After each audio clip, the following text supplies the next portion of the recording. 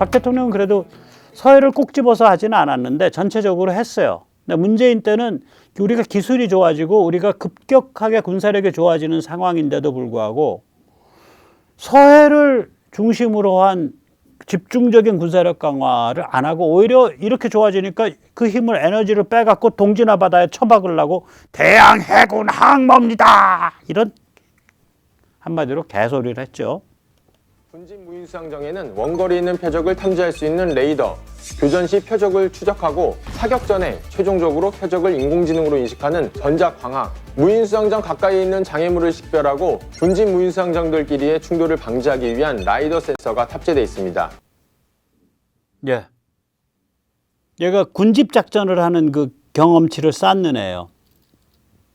그래서 윤석열 정부는 저런 거 내년에 한 50대 깔으세요. 예산 반영해서 한 50대, 100대. 100대 정도 하면 한 1000억이면 할 거예요. 그럼 바다가 확 달라지죠. 바다가 확 달라지죠. 자, 서해가 급소고 서해가 주전장입니다. 제가 이 얘기 자꾸 하니까 백령도에 무기 놓는 거 얘기하니까 거기 저기 천무 같은 거 둘 것도 없다. 150mm 저기 자주포 갖다 놓으면 된다. 맞는 말씀이에요. 이거 보면 어떻게 되냐. 이 백령도하고 저게 1번입니다. 백령도랑 산둥반도 끄트머리가 거리가 120km밖에 안 됩니다. 그러면 지금 물론 아직 뭐 개발은 안 됐지만 155mm 놓으면 지금도 로켓 추진탄 놓으면 60km는 가요. 절반까지는 가고요. 지금 있는 거. 그러니까 랩탄이라 그러죠. Rocket Assistant Propellan트인가 뭐 그렇게 되죠. 랩탄이라 그러죠. 그리고 지금 개발 중에 155mm 램제트, 155mm 자주포에서 쓰는 램제트 포탄이 있어요. 이거는 한 130, 40km 이상 갈 거예요. 그러니까 자주포만 갖고 한다는 소리예요. 물론 램제트 포탄 하나가 한 6, 700만 원 합니다. 6, 7천만 원 할 거예요. 거의 1억 돈 할 거예요. 양산해도. 그러나 싸죠. 아마 이 어촌에서 FRP로 그 고기 잡는 배, 그거 요새 한 4천만 원, 5천만 원 할걸? 그냥 어촌에서 이렇게 그냥 아무 데나 가서 보는 우리가 그 고기 잡는 배요. 그거 4, 5천만 원 해요. 조그만 거 보트 같이 생긴 거. 승용차 값만 해요. 그거 좋은 승용차. 그냥 어민들이 쓰는 거. 그러니까 포탄 하나가 1억 안 비싼 거예요. 저거 쏴가지고 한 번 맞으면 군함은 골로 가는데. 그 다음에 2번은 뭐냐면 제주에서 샹하이입니다. 거리가 537km밖에 안 됩니다. 이거는 우리 전술 탄도탄 있죠? 한 300km 가는 거 블락2, KT-SSM 블락2가 한 300km 가는데 거기에서 요새 뭐 개발하고 있냐면 탄두 분리가 돼요. 그러니까 300km 가다가 맨 끝까지 갔을 때 탄두가 똑 열리면서 거기서 다시 이제 그 글라이딩을 하는 쫙 펼쳐지면서 글라이딩을 하는 글라이딩 포탄, 드론 폭탄이 튀어나와요. 거기서 다시 그 오던 힘, 마하 뭐 한 3, 4 될 거 아니에요. 그 힘 받고 쫙 날아간다고. 걔가 이제 상공 예를 들어서 한 상공 한 2만 메타, 15,000m에서 걔가 날개 피고 쫙 날기 시작하면은 걔가 또 한 200km 가요. 날개 힘 빌어서.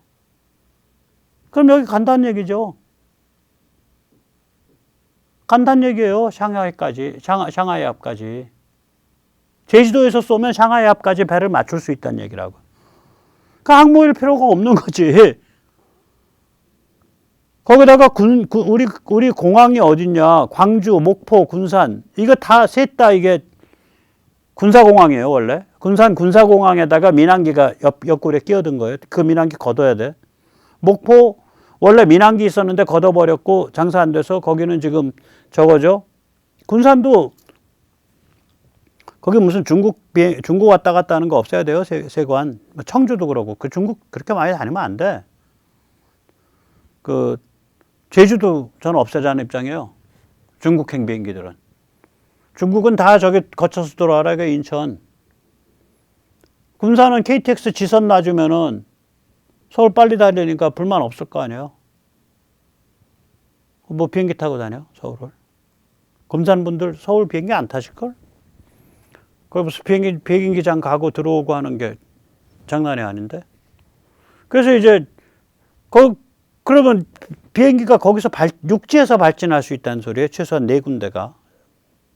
뭐 서울에 있는 저기 뭐야 성남에 있는 서울공항 빼고도, 오산의 미군 공군기지 빼고도. 그럼 오산, 그러니까 이 한반도, 그러니까 대한민국의 서쪽으로 돼 있는데 만약에 서울공항부터 치면 제가 얼핏만 따져도 대구 안 치고 서쪽에 있는 것만 해도 오산 미군 공군기지, 서울 군사공항, 뭐 김포에서도 급하면 뜰 수 있고, 그 다음에 광주, 목포, 군산, 제주 7개나 있어요. 그래서 이게 항모가 왜 필요하냐 이거지. 비행기가 작전 반경이 2,000km인데 연료통 채우면 3,000km인데 F-35도 연료통 채우면 3,000km, 요번에 나오는 KF-21도 연료통 채우면 3,000km. 저는 그 연료통 안 채우고 한 3,500 가는 비행기 만들자는 거고요. 다음번에. 그러면 중국 내륙을 들어가 버리니까. 중국에 대한 억지력이 강화되죠. 이 서해라는 데는 수역이 38만 제곱킬로미터입니다. 한반도 전체의 한 2배쯤 되는 거고요. 동서로는 700km, 제일 넓은 데가. 그 다음에 남북으로는 한 1000km 나와요. 평균 수심이 44m밖에 안 됩니다. 아마존보다도 얕을 것 같은데. 최대 수심 152m밖에 안 됩니다. 저거 옛날에 11,700년 전에 이제 빙하가 녹기 시작했는데요. 그 이전에는 해수면이 130m 정도가 낮았기 때문에 서해 대부분이 존재하지 않았었어요. 가운데에 중국 쪽 또 한반도 쪽에서 흘러 들어가는 여러 강들이 모여서 흐르는 거대한, 아마존보다도 더 거대한 함류가 있었는데, 그게 이제 건조할 때니까 지금처럼 아마존처럼 수량이 풍부한 건 아니고요. 제가 그걸 파레스턴 그레이트 컨플루언스라고 이름을 붙였죠. 저의 그 고1 유학할 때. 그러니까 극동 대함류. 컨플루언스가 함류거든요.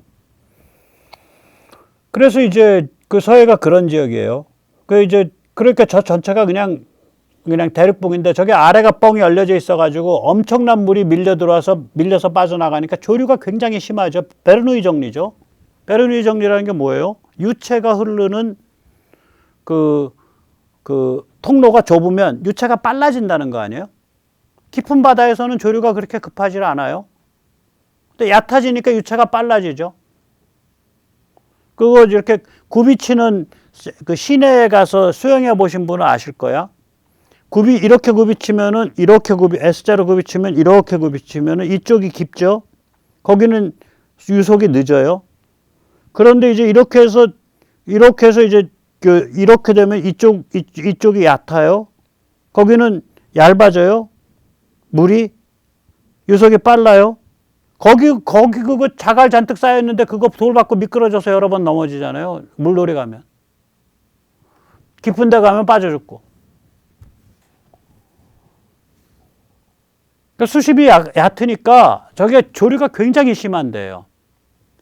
그리고 아래다 뻘이니까 저게 탁하고 시계가. 그리고 조류가 빠르니까 찬물, 더운 물 막 섞여갖고 난리를 펴서 저기 온도 차이가 심하고. 그러니까 시계, 온도, 조류가 최악입니다. 저게 뭐랑 관계가 있냐? 센서와 통신의 쥐약이란 소리죠. 그 서해에서 쓸 수 있는 외산 센서, 외산 통신 시스템이 없어요. 대부분 바깥에서, 그러니까 다른 나라에서 개발된 수중 통신은 전부 광학적 통신입니다. 수중 무선 통신은.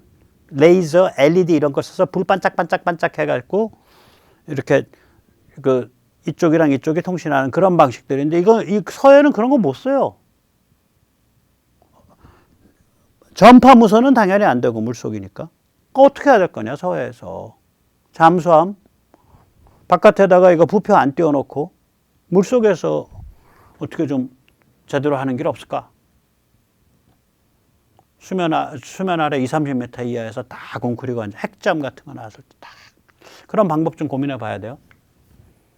그게 아까도 말했듯이 문재인이 정호영 저짓을 저질러 놔가지고 그 머리 좋은 아마 그 ADD나 군인들, 군사관계 연구자들이 저것도 돈도 많이 안 되니까 저게 해외 시장이 없어요. 해외에는 저런 케이스가 없어요. 그러니까 저기에 이게 그 좋은 전문성이 덜 발휘되어 있을 거예요. 몇 명 애가 타가지고 저거 해야 된다 말하신 분들은 있지만 그분들한테 제대로 된 지원과 관점이 안 갔을 거라고요.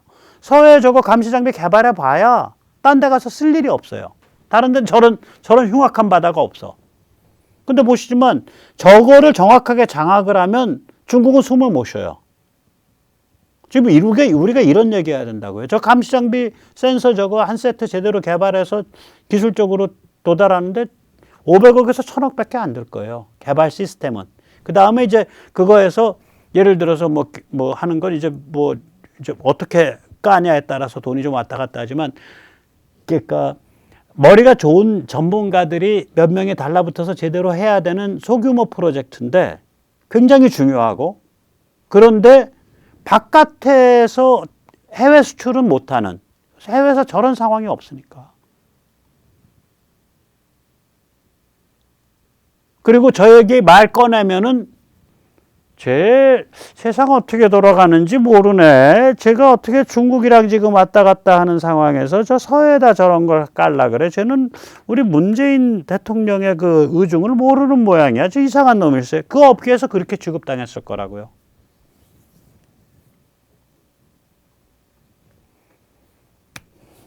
그래서 그분들의 그 집단의 전문적 역량이 부족하다는 게 아니라 그걸 금기시해왔기 때문에 문재인 대통령 당선 이전에 3월 이전엔 금기시해왔기 때문에 지금 당선 이후에 불과 이제 4개월도 안 지났잖아요. 120일도 안 지났다고요. 취임한 후에 지금 60일도 안 지났다고요.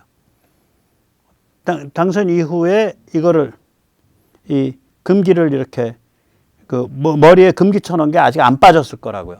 윤석열 정부가 이걸 잘해야 됩니다. 얼른 해야 됩니다. 시간 없습니다. 그래서 서해가 이렇게 생겼기 때문에 제일 싼 지상 발사 미사일로도 서해 봉쇄가 가능해요. 그런데 웬 항모냐 이거야. 지상 선상 발사 중에 가장 싼 것만 예를 들어 드릴게요. 아까 말씀드렸죠. 백령도 산둥 이거 120km입니다.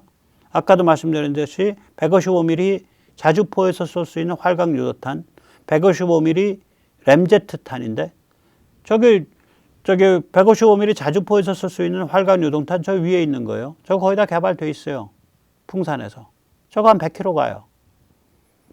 155mm에서 쏘는 램제트탄 저게 어디서 개발하고 있는데 저거 좀 서두르면 빨리 나와요.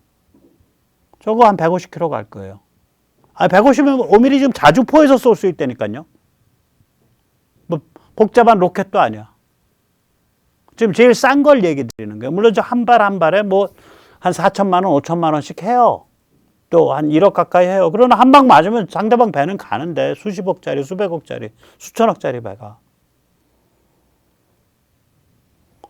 제주 샹하이가 537km인데요. 여기를 제일 싸게 갈 수 있는 방법은 제가 보기에는 KTSSM, 그러니까 코리아 택티컬 서피스 투 서피스 미사일 블록 2 이게 단거리 탄도 미사일이에요. 한 20-30km까지 올라갔다가 탄도도 아니죠. 사실은 뭐 그 탄도라 그러면 탄도인데 성층권 정도 위에까지 갔다가 그리고 낙하 시작하는 걸 거예요. 그래서 한 300km 가요, 저거. 근데 그게 앞에 가다가 아까도 말씀드렸듯이 앞대가리 탄이 딱 열리면서 거기서 글라이딩을 하는 포탄이 하나 쫙 글라이딩 뮤니션이 하나 나온다고요. 가이디드 글라이딩 뮤니션이. 그러면 저것도 한 500km 가죠. 500km 가죠. 한 500km 가죠. 300km는 포탄 힘으로 갈 수 있는 애인데 포탄이 이렇게 꺾이는 거를 글라이딩 시켜서 거꾸로 이렇게 뽑으니까 그냥 가죠. 상공 한 15,000m에서 이거 피고서 날기 시작하면. 그러니까 군사 정찰 위성과 고고도 정찰기, 이거 이제 그 글로벌 호크나 우리가 요번에 개발 성공했죠. 글로벌 호크보다 좀 한 3,000m 아래 뜨는 거. 글로벌 호크는 18,000m 뜨고 우리가 15,000m까지 가서 정찰할 수 있습니다. 저런 걸 안 깔고 있는 거야. 거의 다 개발 끝났는데 안 서두른 거예요. 대한항공 이런 데서 대한항공이 저런 고급 드론 만드는데 개발 끝났다고 한 지가 언젠데 그걸 문기장 더 뭐 하세요. 실전 뭐 하세요. 뭐 하면서 질질질질 끈 거예요. 문재인 때 그 짓을 한 거예요. 이거 아주 악질적으로 미뤘어요. 그 다음에 AEW&C 이거 저 어제도 말씀드렸지만 이걸 한국에서는 AWAC라고 하는데 그거는 미국식 표현하고는 좀 다른데 좀 미국식 표현이 좋은 것 같아요. Airborne Early Warning and Control. 그러니까 공중 조기 경보 및 제어. 이게 받쳐주면 그러니까 상대방이 지금 뭐 하고 있다, 어디 있다 이것만 제대로 딱 받쳐주면 그 다음에는 지상발사, 포탄, 염가, 유도, 로켓, 지상발사, 단거리 탄도미사일, 전투기, 드론 띄워갖고 거기서 발사하는 미사일, 함정에서 발사하는 미사일, 아까 말한 그 군집, 아까 시원하게 보시는 군집 작전이 가능한 10톤 고속 무인정 한 20대 떠가지고 쫙 포위해서 잠수함 발사, 미사일 잠수함 발사, 어뢰 물속에 숨어 있는 무인, 그러나 뒤에 유선 통신 줄 달고 있는 ROV, 그 유선 통신 줄도 안 달고 혼자 떠다니는 AUV,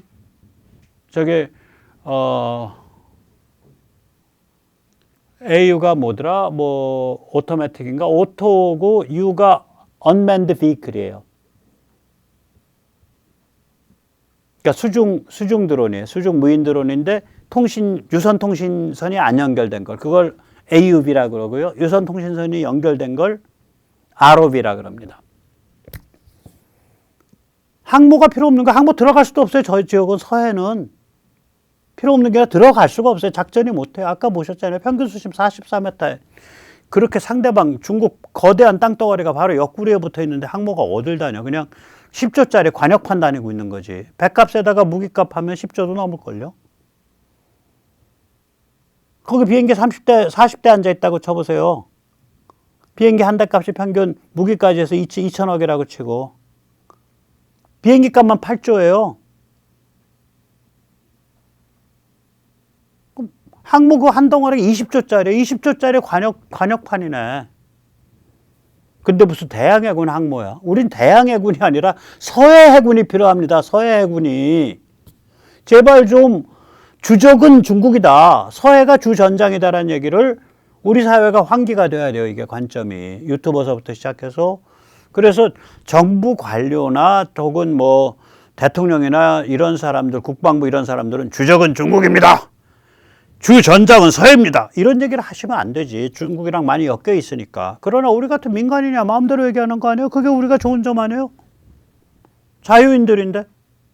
자유인들이 왜 입에 자꾸 채우고 이상한 소리 하냐 이거야, 내 얘기는. 자, 그래서 마지막으로 메가더가 더 크게 부활했습니다. 메가더는 1951년에 북진 통일, 북한 자유화 주장하다가 날아갔어요. 그런데 2020년에 나토 정상회담은 러시아를 주저앉히고 중국에 대해서 억지력, 디터런스를 발휘해서 중국을 순치한다로 결정을 했다고요. 이런 움직임은 트럼프 때 시작됐습니다. 제가 그래서 특바라는 소리 들을 정도로 트럼프를 열렬히 좋아했던 거예요.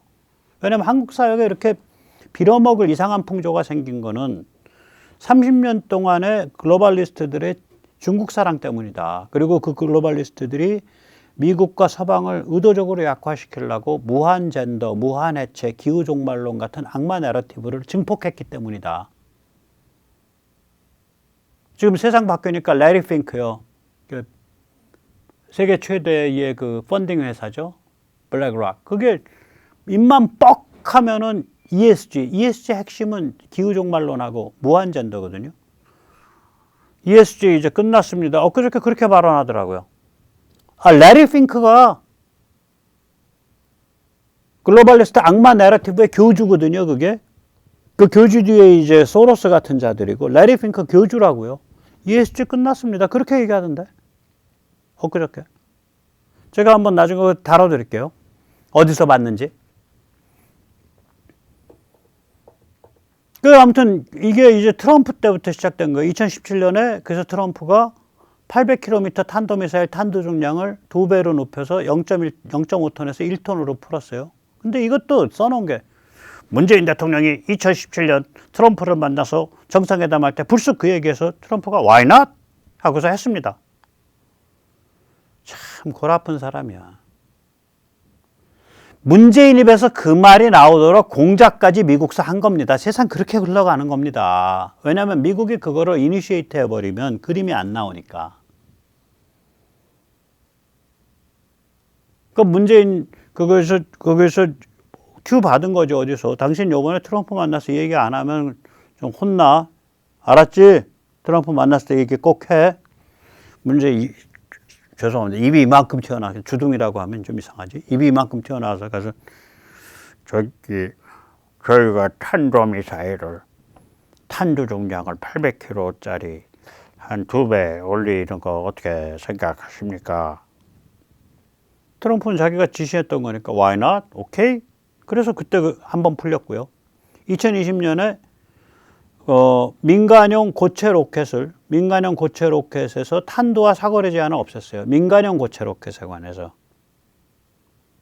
그러니까 로켓은 다 만들어 놔라 이거지. 이제 앞에 탄두만 바꾸면 이제 군용되니까. 족쇄가 풀린 거는 2021년이죠. 미사일 지침이 모두 없어졌죠. 이동식 발사대 제한도 없어지고 군수용이 전면 자유화되고. 이 흐름 아래서 우크라이나 전쟁과 2022년 나토 정상회의가 열린 거예요. 그 숨은 뜻은 이렇습니다. 첫째, 중국에 대한 억지력의 핵심은 한반도이고 대한민국이다. 그래서 윤석열 대통령 부른 거고, 불렀을 때 제가 한 말이 그거 아니에요. 마드리드 2022년 상황이 이러기 때문에 마드리드 2022년 나토 정상회담 주인공은 대한민국이고 VVIP는 윤석열이다. 배짱 있게 가셔라. 그 다음에 두 번째, 북한 전 지역의 자유화는 당연하다. 중국에 대해서 억지력을 발휘하고 중국에 대해서 딱 여기 묘가리나 칼끝을 정확히 겨냥하려면 북한 자유화 시켜놔야지. 그러니까 다시 말해서 북한 자유화, 북진 통일이 메가더의 아젠다였는데, 북진 통일을 지금 얘기한 북한 자유화예요. 그 메가더의 아젠다가 이제는 보다 큰 그림의 주춧돌로 들어간 거예요. 큰 그림은 중국에 대한 억지력, 중국을 순치하는 것. 북한 전 지역 자유화는 주춧돌인 거예요. 자동으로 포함된. 자, 그래서 다시 한번 강조합니다. 주전장은 서해고요. 4,000톤 이하 핵잠은 서해에서의 핵심적 비대칭 전력입니다. 그 빌어먹을 항목 걷어치우고요. 지금 국방장관, 해군참모총장, 윤석열 정부 잘하고 있는 겁니다. 제가 그걸 몰랐어요. 제가 네이버 뉴스에서 그런 게 있었다는 걸 사실 알게 된 건 KKMD라는 분이 오늘 냈는데, 그분은 저 같은 관점에서는 해석을 그렇게까지는 안 해요. 그냥 그분은 쿨하게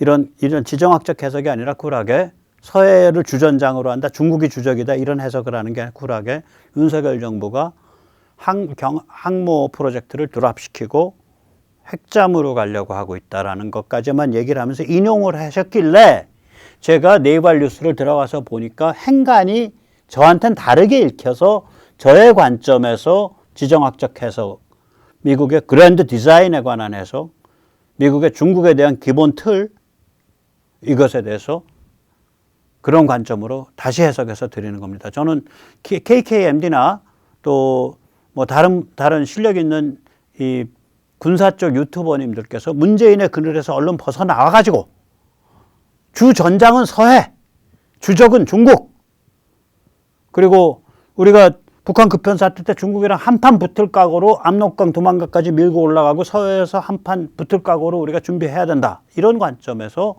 군사평론을 해주시는 날이 오기를 학수고대합니다. 오늘 여기까지 모시겠습니다. 감사합니다.